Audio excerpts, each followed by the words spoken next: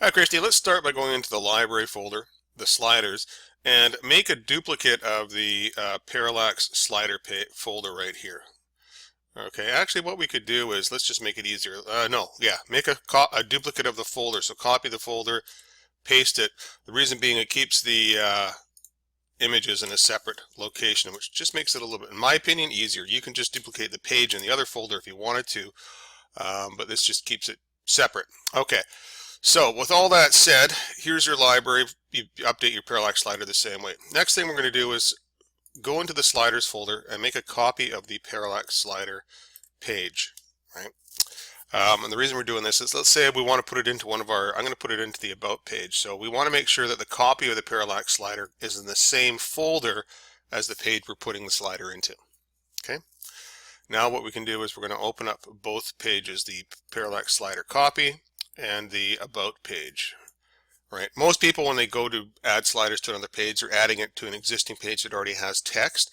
The simplest way is just to simply make a copy of your parallax slider page, like so, rename it to number 2, like this one here, 2, like that, and then you just open up the parallax slider 2 page, and then we scroll down, and where it says library sliders, and you get parallax slider right here.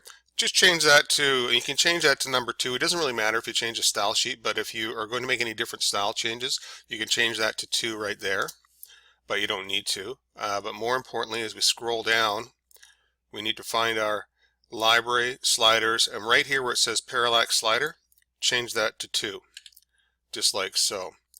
Okay, and then that's, we're going to save, and we can preview the page here. And that's going to show our number 2. And how do we know it's number 2? Well, let's just go in and change something here and make sure it is number 2. Mobile, let's just put 2 in front of the word mobile. Save to update and refresh and just see if that did the trick. 2 mobile, there we go. So that's it in a new page. Now if you want this slider to go into an existing page, right, that was taken in making a copy of your existing parallax slider, but most people tend to want to put it into a different page. That's why I created the copy here to start with, because we scroll on down, we go to our parallax slider right here. Before we copy this code, we're going to put the number 2 in front of parallax, in front of the folder name right here. Now we go and copy this entire showcase, right?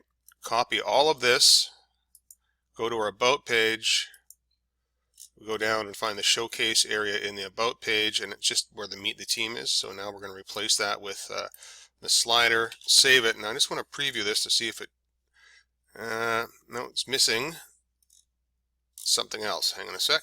Yep, and there you go. And you will need, my bad, you will need to update the link to the style sheet as well.